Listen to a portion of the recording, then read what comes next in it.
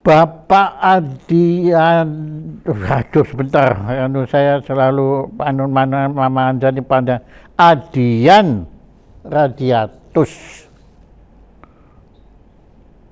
Nama Anda sangat tidak Chinese ya, yang Radiatus itu apa Pak? Itu ada nama Indonesia saya ini karena dulu ada kesempatan untuk mengganti nama. Tetapi sebenarnya nama itu di depannya masih ada marga saya, Pak. Oh gitu. Marga Anda apa? Marganya Hiu. Hiu, H-I-O-E. Hiu, marga Hiu. Xiang Qiu. Qiu. Ya. Itu suku Hakka itu. Oh. Ya. Kalau ini yang belakangan filmnya mulai lagi Kuecing itu kue itu lain lagi. Oh, kue lain lagi. Lain lagi ya. Kalau Ya. Qiu Qiu itu tidak terlalu banyak sih memang. Tapi adalah kampungnya. Kampungnya di mana? Di mana tuh? Sebutnya tuh di Meizhou gitu ya, di Meixin. Anda pernah ke sana? Belum. Karena besar terus terlalu cinta dengan negeri ini kan. Iya. Anda dilahirkan di Jakarta. Jakarta. Bidang Anda mengagumkan sekali, ada konsultan, Ya. motivator, public speaker, Ya. dan penulis ulasan sosial politik. Ya. Agama Anda Buddha. Udah. Bagaimana Anda bisa, ya biasanya kan kita ini kan dagang, Ya. buka toko, Kerja. buka pabrik, pokoknya ekonomi lah. Ya, bisnis. Bagaimana Anda kemudian menjadi seorang tokoh yang menurut saya sangat produktif dan sangat bagus lah. Ya, di samping penulis sosial politik juga itu ternyata Anda juga public speaker di situ ya, di situ. Dan gimana riwayatnya?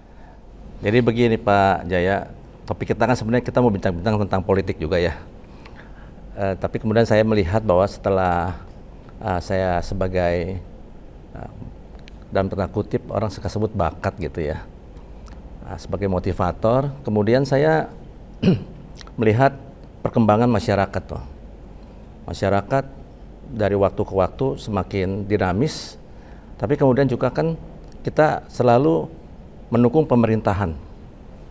Nah kemudian yang paling menyentuh adalah setelah reformasi 1998. Saya melihat peristiwa-peristiwa kerusuhan seperti itu, seharusnya bangsa kita yang punya suatu filosofi kehidupan tidak boleh terjadi gitu. Nah tentu Pak Jaya tanya, filosofi kehidupan bangsa kita apa yang paling mendasar? Ada 3 Pak. 1, gotong royong. 2, kekeluargaan. Dan 3, musyawarah. Musyawarah ini ada di sila keempat. Musyawarah untuk mufakat kalau mungkin. Kalau tidak, zaman sekarang disebut demokrasi. Demokrasi artinya boleh suara terbanyak. Kita sudah melewati tahapan-tahapan pilpres khususnya dan juga pilkada sebenarnya, di mana rakyat berhak memilih langsung. Persoalannya kemudian saya lihat kedewasaan terhadap hak pilih ini sesudahnya tidak direalisasi sesuai amanat demokrasi itu sendiri. Kemudian terjadi protes-protes, suara-suara yang sifatnya kadang-kadang pro kontra saja Pak. Nah, kan seharusnya tidak seperti itu. Pro kontra tentu boleh, tetapi kita kan punya perwakilan rakyat DPR. Jadi saya lihat ini harus ada yang mampu menengahi untuk bersuara di tengah masyarakat, hal-hal yang mengingatkan kita akan jati diri kebangsaan kita. Nah ini yang saya akhirnya tergerak untuk menulis dan kemudian menyampaikan pemikiran-pemikiran saya, berpendapat, beropini dalam tanda kutip mumpung demokrasi telah lahir, di mana setelah pasca kemerdekaan kan juga orang Tionghoa mengalami kebebasan budaya yang cukup kita rasakan gitu loh. Saya kira itu dulu, Pak. Pendidikan Anda yang formal ya, itu apa? Saya bukan sarjana. Ya nggak apa-apa. Ya, jadi saya jadi nggak pernah masuk ya, fakultas. saya tidak meneruskan ke sana, tetapi mungkin juga ada sekali lagi bawaan yang disebut bakat itu mengalir begitu aja, Pak.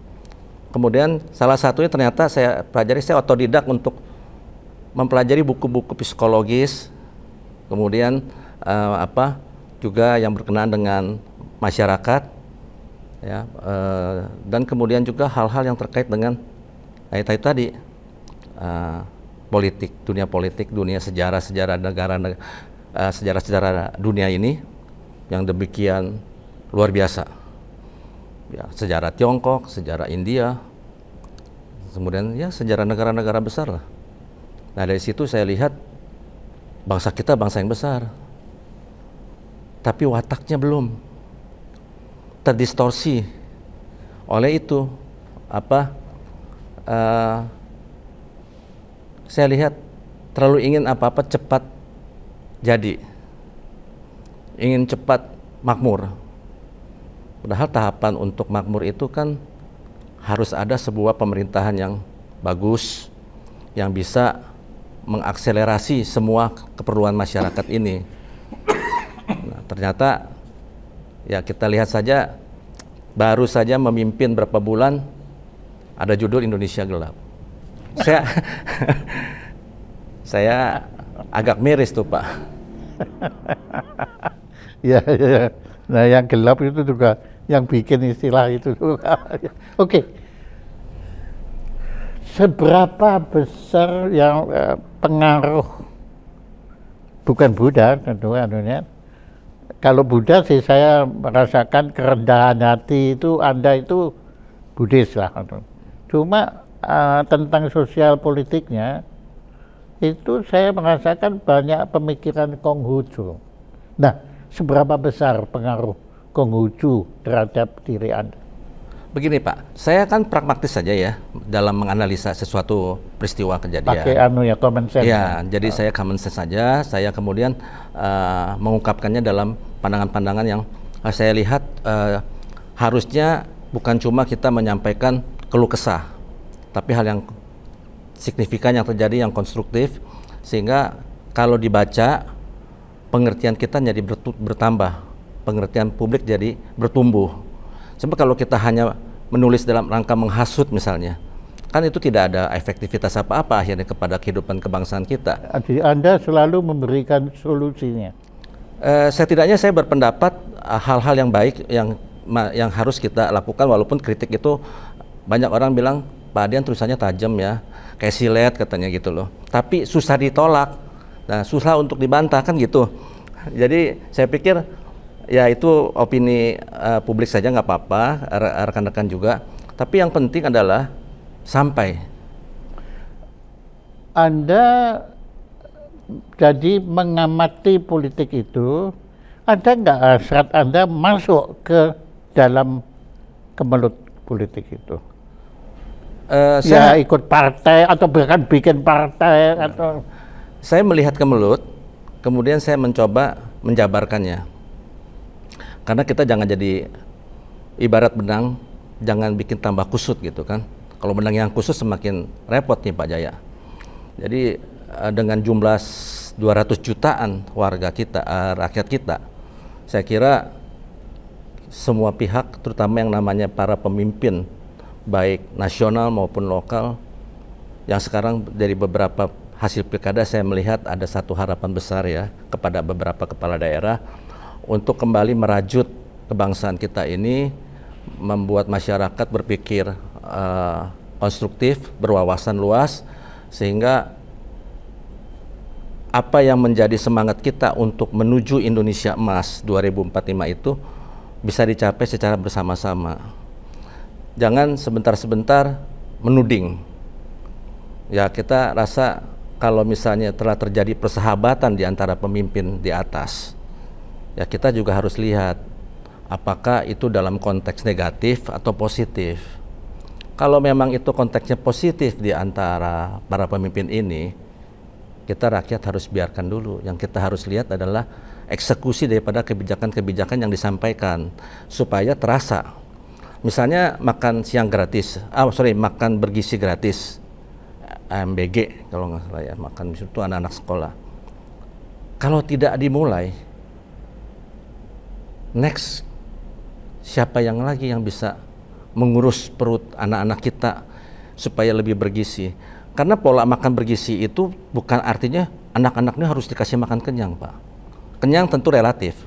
Tapi begitu dia dapat yang gizi, nilai-nilai gizi ada, dan ahli-ahli gizi approve-nya, menyetujuinya bahwa itu ada kandungan gizi untuk anak-anak, saya kira cara berpikir anak-anak yang banyak di daerah ini, terutama di kampung-kampung gitu ya, di sekolah-sekolah terpencil, itu akan jadi kekuatan yang agak mendekati sama gitu loh dengan yang sudah levelnya sudah lebih baik gitu loh, Pak. Karena itu sih pemikirannya, salah satunya. Menurut Anda, sebetulnya penting mana? Pendidikan gratis atau makan bergizi gratis?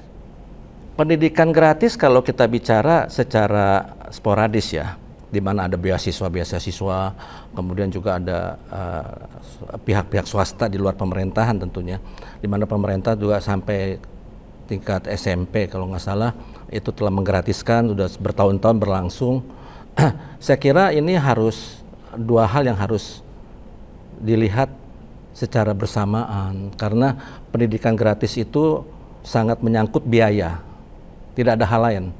Pendidikan gratis menyangkut biaya dan membuat kecerdasan anak-anak. Tapi kecerdasan itu juga butuh gizi. Pasti itu, Pak.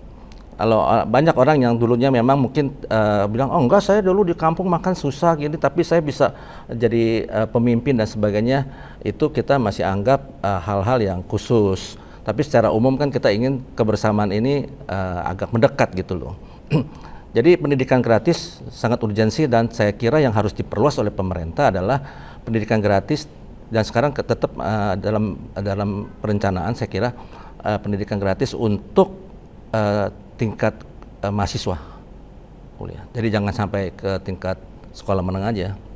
Nah ini kalau ini saya setuju, kalau dijadiin prioritas sangat bagus, tapi tentu saja sekali lagi tidak bisa terburu-buru juga, Pak.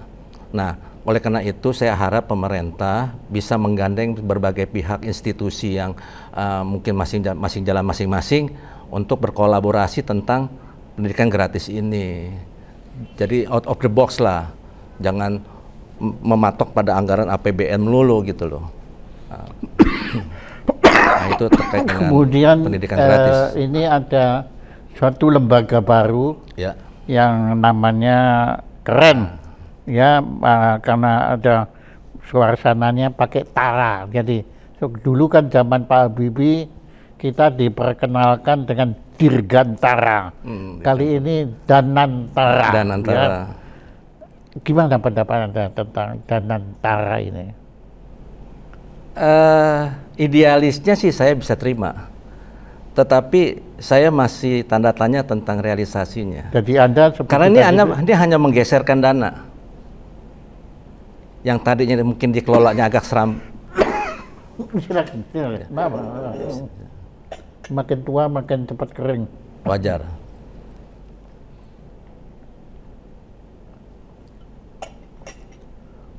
Oke. Ya. Ya, jadi begitu Pak. Idealisnya saya bisa terima. Tapi realisasinya saya masih tanda tanya. Karena ini hanya menggeser dana. Yang dianggap beberapa BUMN itu kalau nggak salah ada 7, yang dana pengelolaannya mungkin kurang efisien. Terus digeser nih Pak, dibikin polanya. Apa saja yang boleh dan tidak. Tapi kan ini kan masih dalam bentuk wadah atau proposal yang mau dieksekusi gitu loh. Baru merupakan badannya.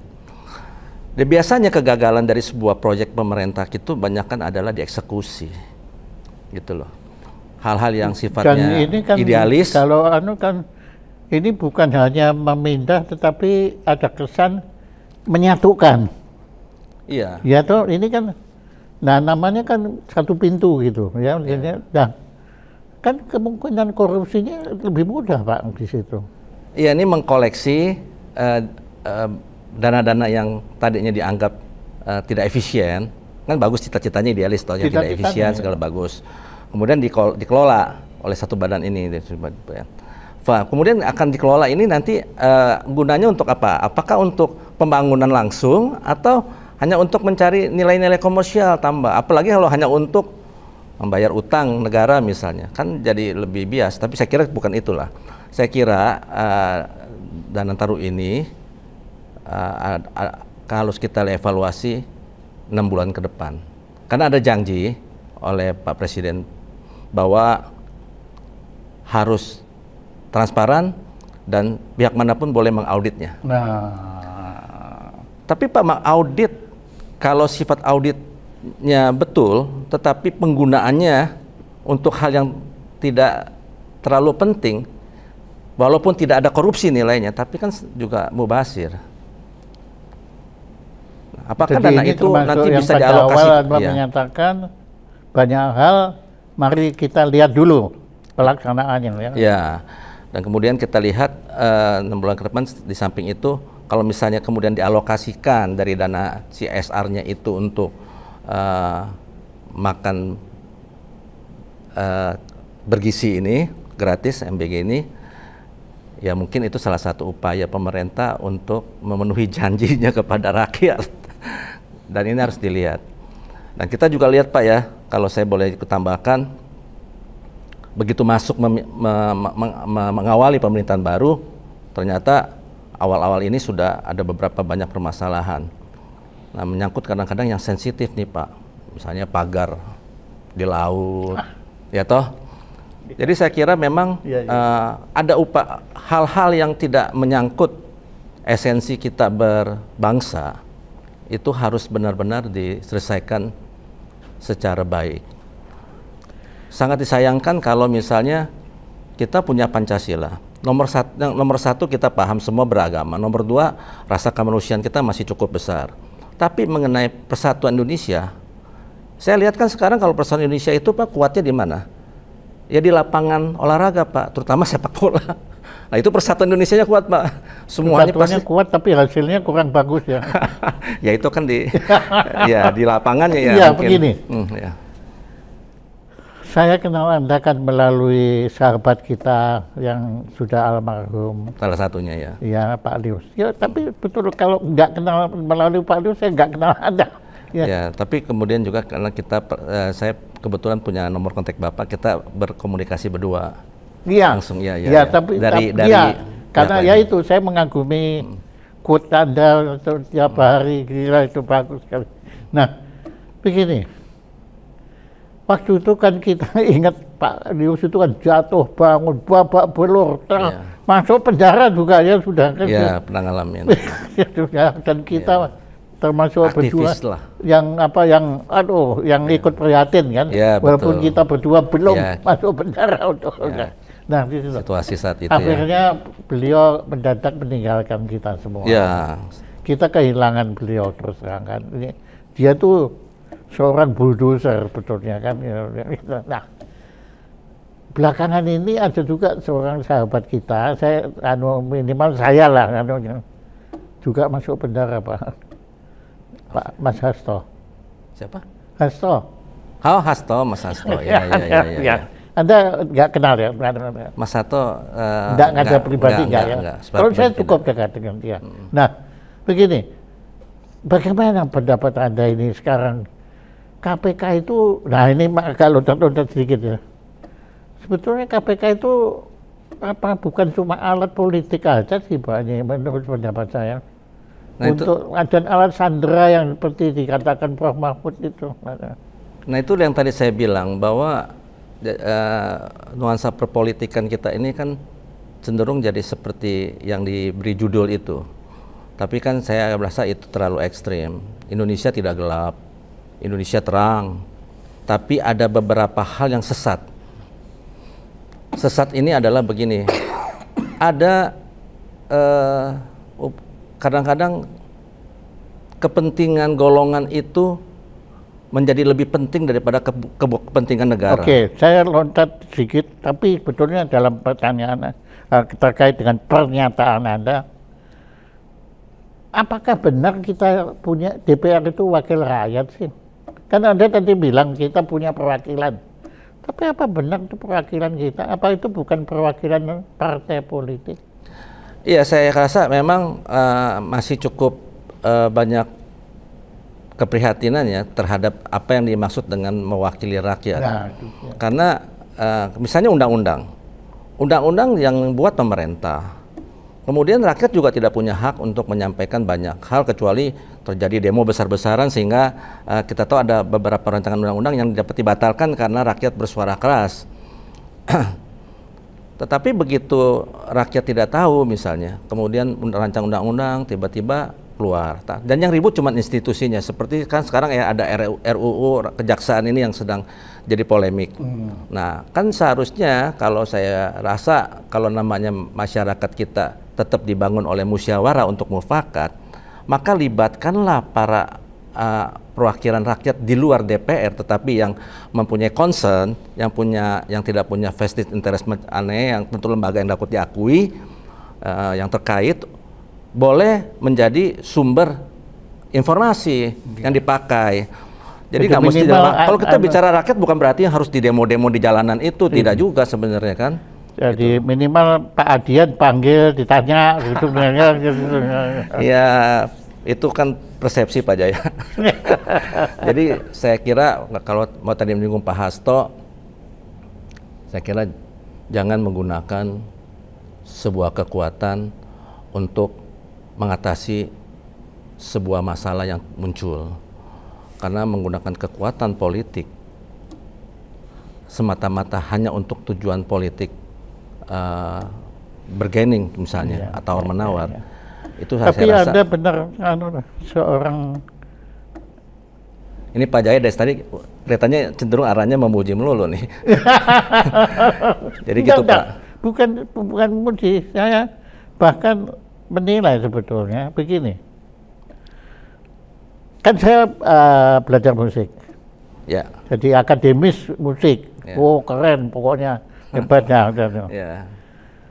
Tapi sebenarnya kalau kita lihat kenyataan, saya itu kagum sekali pada Ismail Marzuki, kepada Gesang, ya, kepada Titiek Puspa, Melly Goeslaw, yang semua nggak pernah sekolah musik.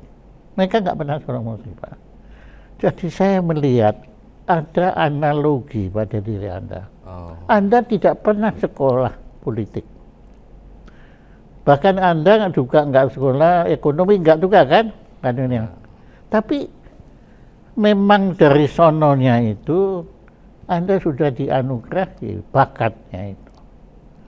Dan orang-orang seperti Anda ini kadang-kadang lebih jernih pandangannya ketimbang orang-orang seperti saya dalam bidang musik ya. Saya itu kalau bicara musik itu saya sudah kabur Pak. Karena sudah terlalu banyak ilmunya. Dan ilmu itu bukan ilmu dari saya, ilmu dari orang lain. Ya, menurut Johann Sebastian Bach, menurut Ludwig van Beethoven, menurut Frédéric Chopin. Saya itu sekarang kalau dengarkan musik kan saya sudah nggak bisa Pak. Kalau Anda mendengar itu kan jadi hiburan kan, senang kan? Yeah. Saya dengar musik itu beban. Karena malah ilmunya keluar semua.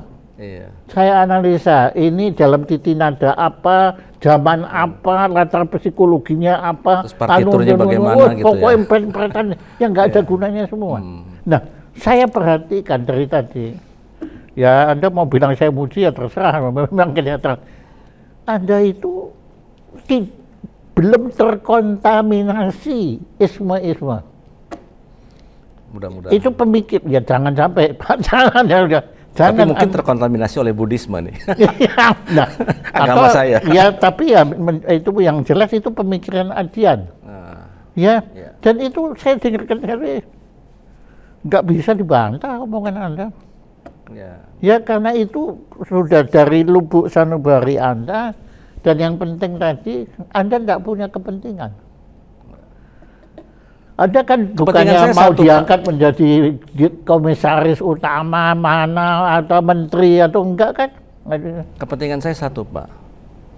Bangsa kita yang besar ini harus benar-benar besar dalam arti sejati.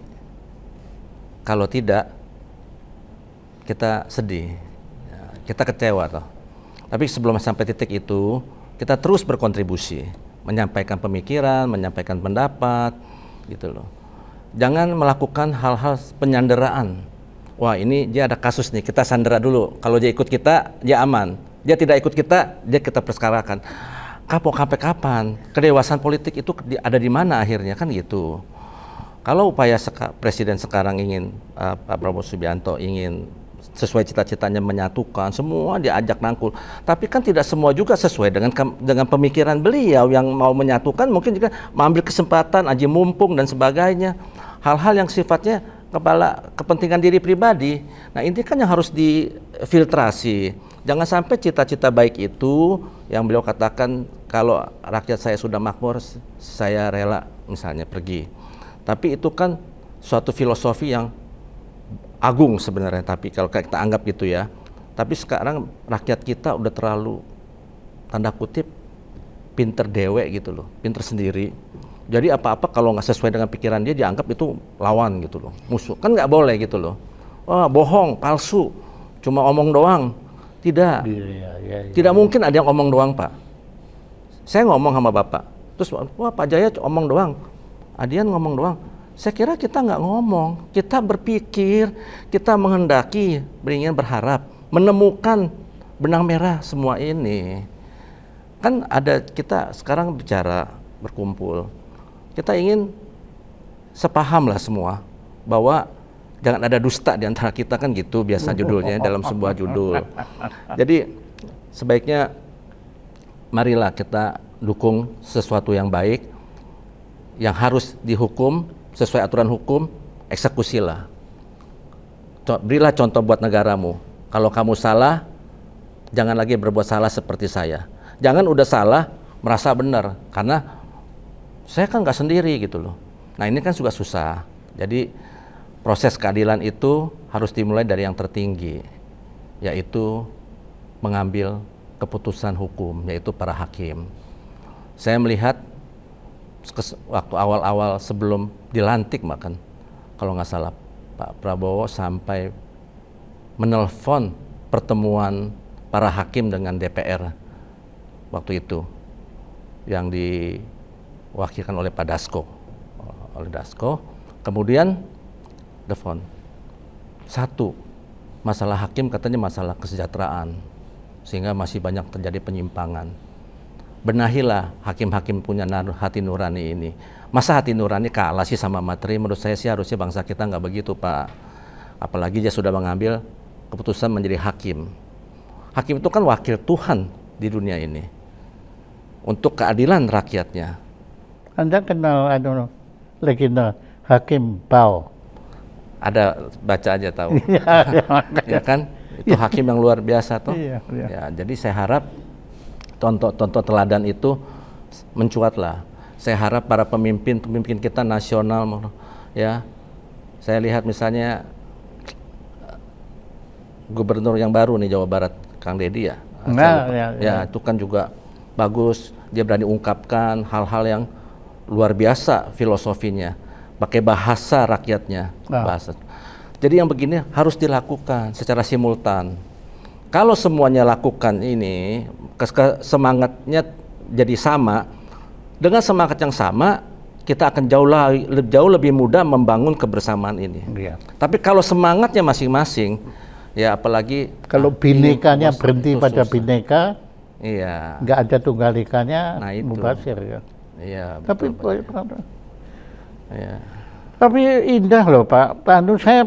Saya mau Anda mau bilang memuji, yang saya nggak memuji, tapi saya menganalisa Anda ya, apalagi lihat botaknya Anda itu, ya, jadi ada pemikiran Buddhisme di situ, ada konfusianismenya juga di situ. tapi Pancasilanya tetap ada. Dan Anda sangat Bhinneka Tunggal Ikanya itu kuat sekali. Begini Pak Jaya, saya bersahabat dengan banyak umat agama lain, tokoh-tokoh, dan juga termasuk aktivis-aktivis politik, sosial yang orang bilang juga cukup garis keras dan sebagainya. Tapi saya lihat, kalau pendekatannya kejujuran, ini satu nilai yang agak sulit. Dan mampu memperlihatkan tekadnya. Nah, bicara soal kejujuran nih Pak, ini kan sekarang jadi barang mahal di negeri kita, terutama di dunia kepercayaan kita terhadap birokrasi. Tapi ini tetap harus bisa dibenahi. Tapi di luar konteks itu saya pengen beri contoh, ada film satu, nah ini mungkin bukan soal agama ya, cerita tentang dengan Shaolin, film luar, judulnya Wu. Wu itu artinya kesadaran. Jadi ceritanya ketika seorang anak buah mayor, anak buah jenderal ini punya family juga, masih ada hubungan family seperti paman gitu ya. Ini film Andi Lau yang main. Oh, jadi judulnya Wu. Iya, jadi Wu judul. Jadi kemudian mereka diadu domba. Andi Lau tapi bukan Wu tapi God Gambler. Oh, itu tuh ya. Ya, itu udah ada betul. Wu bukan Wu. Kesadaran. Jadi ya, jadi kemudian Pak, anak buahnya ini itu yang kepercayaan. Wu ini peristiwanya frame-nya kapan? Oh, udah berapa tahun yang lalu? Enggak, maksudnya adegan-adegan itu tentang masa kini atau masa dulu? Ini kita filosofinya nih Pak yang kita ambil. Enggak, filmnya itu. Oh, film masa lalu, film Shaolin. Oh, Shaolin, film masa dulu nih. Masa pembagian masih ada kungfunya dari. Ah iya, masa pembagian wilayah pasti ada kungfunya. Pembagian wilayah, dua jenderal ini yang masih bersaudara diadu domba oleh si orang kepercayaannya Andi Lau ini. Jenderal ini, kemudian mereka jadi berseteru, saling tidak percaya, dan akhirnya berkelahi. Ternyata dia sudah siap di belakang ini untuk kudeta. Nah, akhirnya terjadilah pengambil alihan kekuasaan.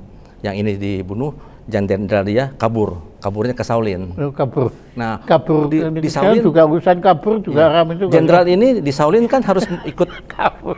Ya. Jenderal ini kan di Shaolin harus ikut aturan Shaolin. Lepas pakai jubah biasa segala macam. Wah, penderitaannya luar biasa, Pak.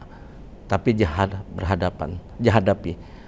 Beberapa waktu kemudian anak buahnya ini yang telah menjadi penguasa tidak rela, tidak terima, masih mengejar dia.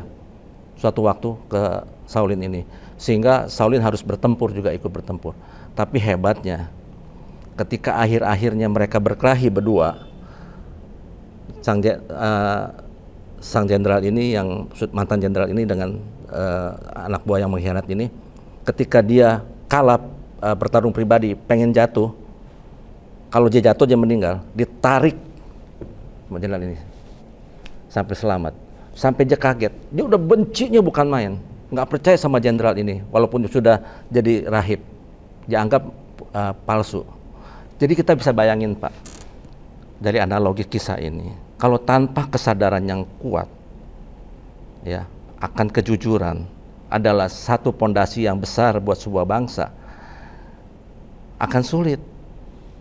Menurut saya apa yang Anda utarakan tadi bahkan lebih tinggi lagi ketimbang kejujuran. Kita bicara tentang ketulusan. Ya, betul. Tulus ini, ketulusan. Itu cermin ketulusan di situ. Iya, itu luar. Kalau kejujuran itu kan oke lah, tapi menurut saya ada di atasnya.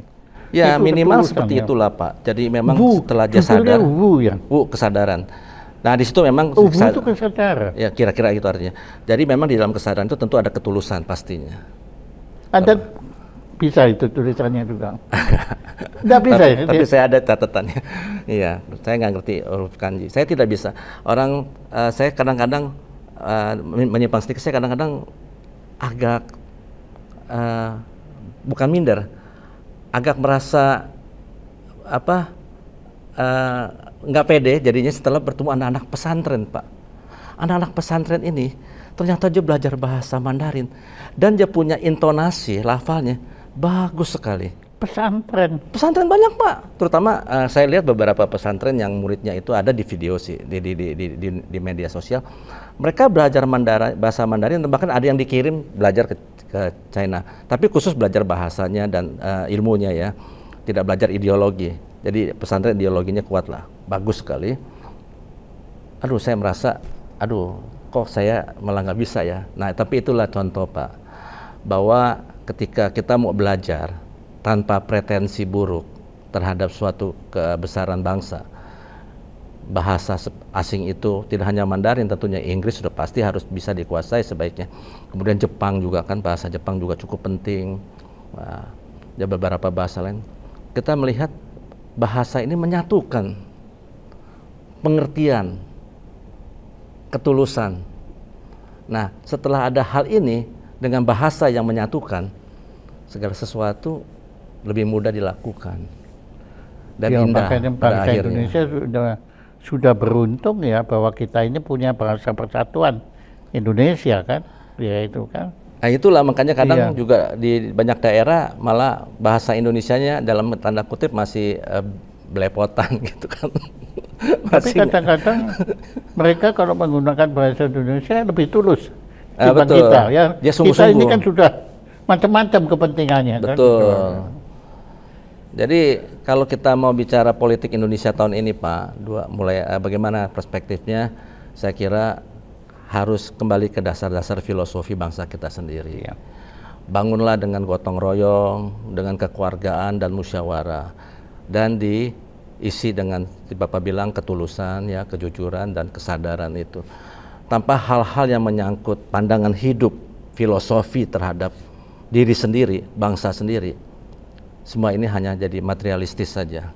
Dan ketika materialistis menguasai setiap individu, apalagi di penyelenggara negara, makanya tidak bisa melihat hal-hal yang sebenarnya bagi bangsanya, gitu loh.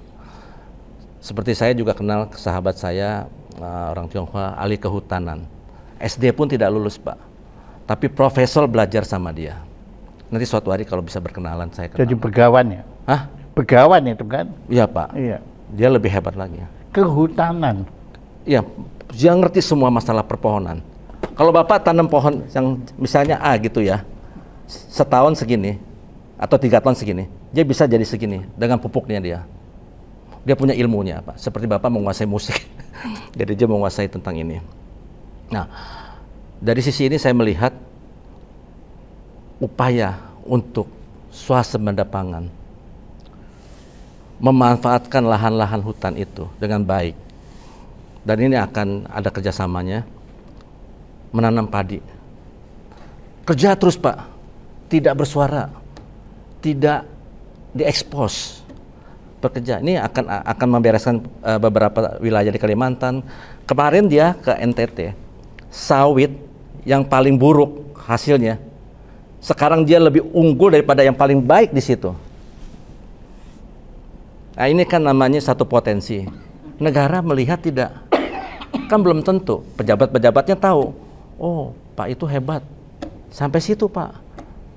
Tidak mau ada yang ekspos ke pusat pemerintahan misalnya. Pak, ini ada satu yang ahli, nggak ada. Padahal dia sudah berkecimpung lama di kementerian itu. Mainnya di tataran situ aja Pak, nggak mau dikenal. Jadi ya saya pikir banyak sekali sebenarnya ahli-ahli kita, potensi-potensi kita, sehingga sebenarnya juga ada yang friksi tentang kabur dulu yuk gitu kalau misalnya ya. Ya kan, kabur dulu yuk itu kan. Nah ini kan sebenarnya kan bukan artinya dia kabur terus dia nggak cinta negaranya kan gitu. Iya. Nah itu terlalu responsif ya, terlalu reaktif ditanggapi bahkan oleh pejabat tinggi yang saya sesali. Kenapa harus begitu responsif, begitu reaktif menanggapi bahwa seolah-olah itu tidak nasionalisme? Kan akhirnya ketemu anak muda yang zaman sekarang punya jiwa hebat nasionalismenya aja langsung jawab. Iya. Ya, akhirnya kan kita jadi melihat pemimpin kita di situ tidak pada kualitasnya. Ya itu justru sampai kalau warga itu Ya seperti waktu saya menghadiri penggusuran Bukit Duri Wah, itu itu luar biasa itu. itu Pak, saya Saya lihat- terharu tuh Pak, terus terang. apa? Saya terharu itu lihat.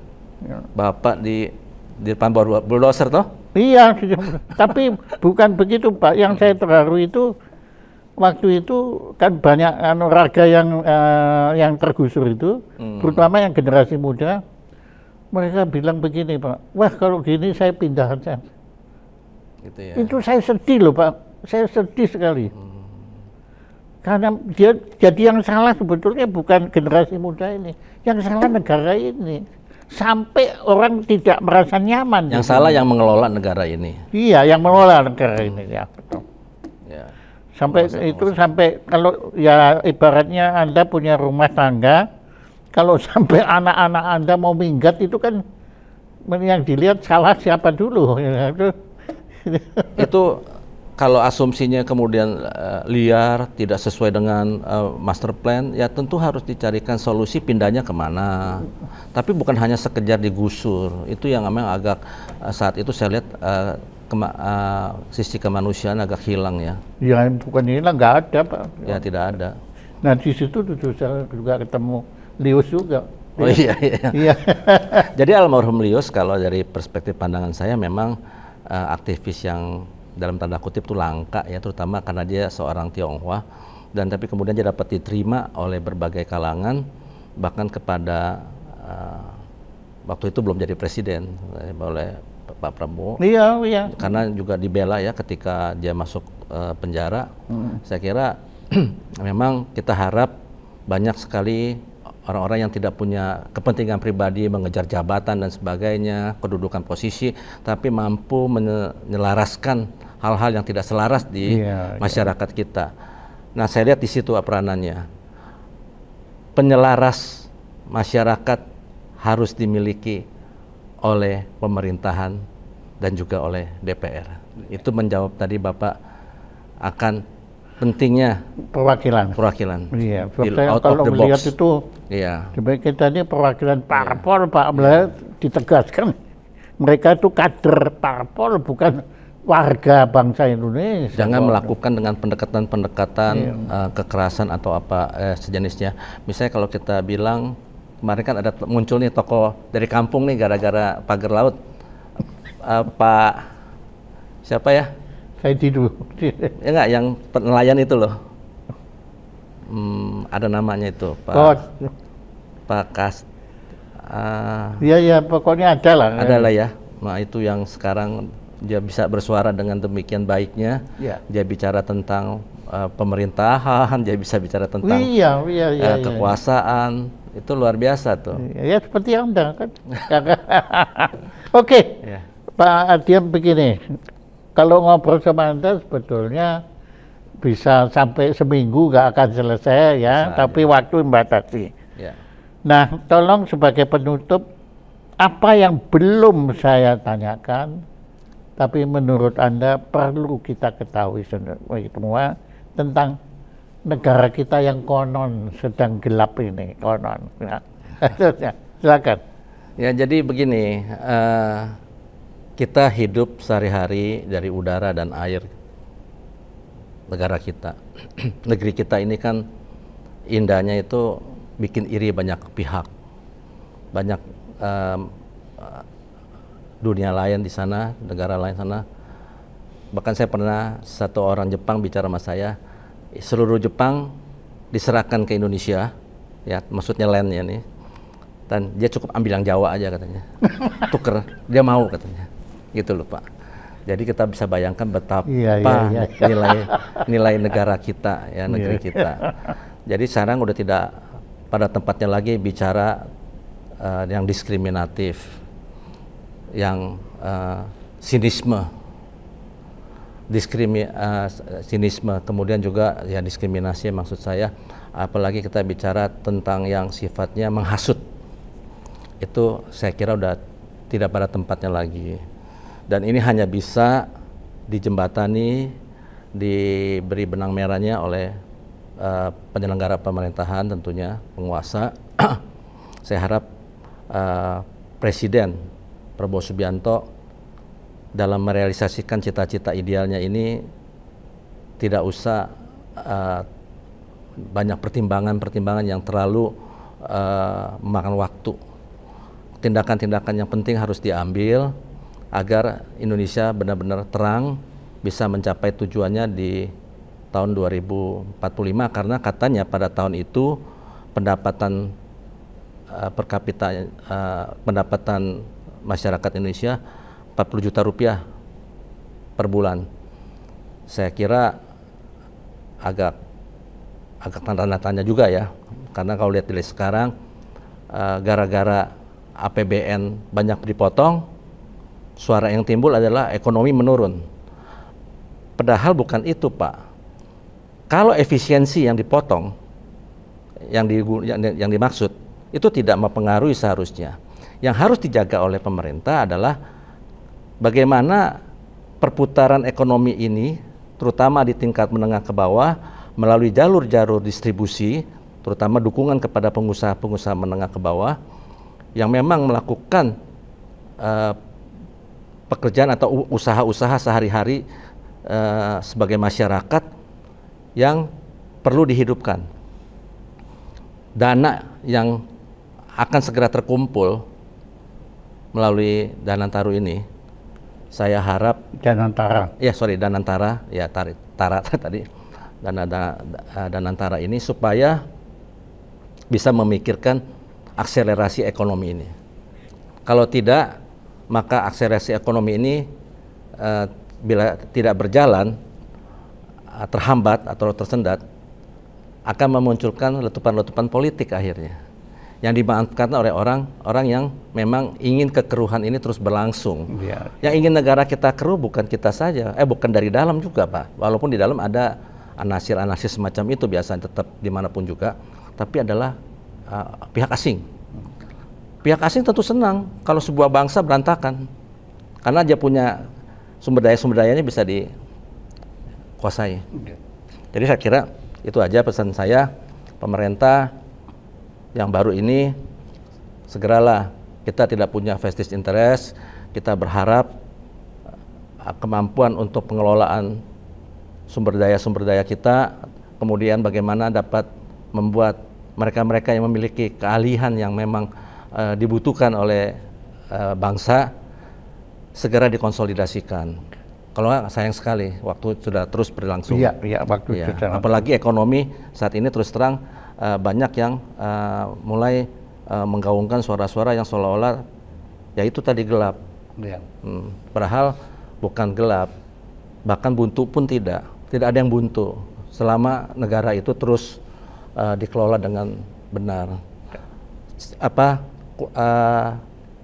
Pertegaslah dibilang masalah hukum. Kemarin saya lihat keputusan-keputusan pengadilan terhadap beberapa koruptor cukup tinggi. Kemudian juga hukum, kemudian penting juga yaitu politik harus stabil dan ekonomi harus berkembang secepatnya. Itu saya kira, Pak Jaya. Terima kasih. Saya kira Anda sudah punya ya. Sudah dapat 2. Ya, sudah 2 terus. Jadi ini yang ketiga kalau yang dikasih. Ketiga. Nah ini yang ketiga, ucapan terima kasih dari Suprana Institute pada Pak Adian Radiatus yang telah menjadi narasumber Jayus Prasangso dengan tema Kongkau Politik Indonesia Masa Kini. Ya, makasih Tepuk Pak tangan untuk Pak Adian.